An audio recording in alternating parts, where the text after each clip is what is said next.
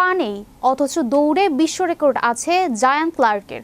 Zayan clerk জন্ম থেকেই পা ছাড়া ছিলেন, কিন্তু সাহস, কঠোর পরিশ্রম ও আত্মবিশ্বাসের মাধ্যমে তিনি সফল ক্রীড়াবিদ হয়ে লাখো মানুষের অনুপ্রেরণা হয়েছেন। কে সেই ব্যক্তি? এ নিয়ে বিস্তারিত থাকছে ডেস্ক রিপোর্টে।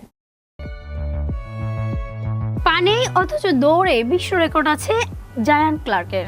জন্ম থেকেই কঠিন সংগ্রামের মধ্য দিয়ে পেরে উঠেছেন জায়ান ক্লার্ক।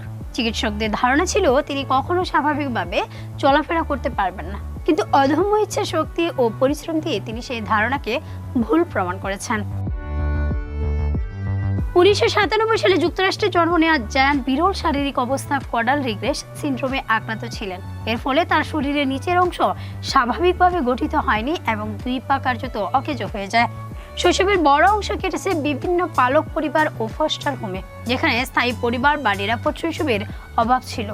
তবুও তিনি কখনো হাল ছাড়েননি। স্কুল জীবনে রেসলিং এর প্রতি আগ্রহী হয়ে ওঠেন। অনেকেই প্রশ্ন তুলেছিলেন, দুই পা ছাড়া একজন ছেলে কিভাবে রেসলিং করবে? কিন্তু জায়ান কঠোর অনুশীলন চালিয়ে যান। অসংখ্য পরাজয়, আঘাত ও উপহাসের মুখোমুখি হয়েও তিনি এগিয়ে যান এবং একসময় স্কুল পর্যায়ে রেসলিং এ উল্লেখযোগ্য সাফল্য অর্জন করেন। রেসলিং এর পাশাপাশি অ্যাথলেটিক্সেও তিনি নিজের দক্ষতার প্রমাণ দেন। 2021 সালে মাত্র 4.78 সেকেন্ডে 20 মিটার হ্যান্ডওয়ার্ক প্রিন্ট সম্পন্ন করে গিনেস ওয়ার্ল্ড রেকর্ড করেন। পরবর্তীতে তিনি পেশাদার ক্রীড়াবিদ, মোটিভেশনাল স্পিকার এবং সামাজিক যোগাযোগ মাধ্যমের জনপ্রিয় ব্যক্তিত্ব হিসেবে পরিচিতি লাভ করেন।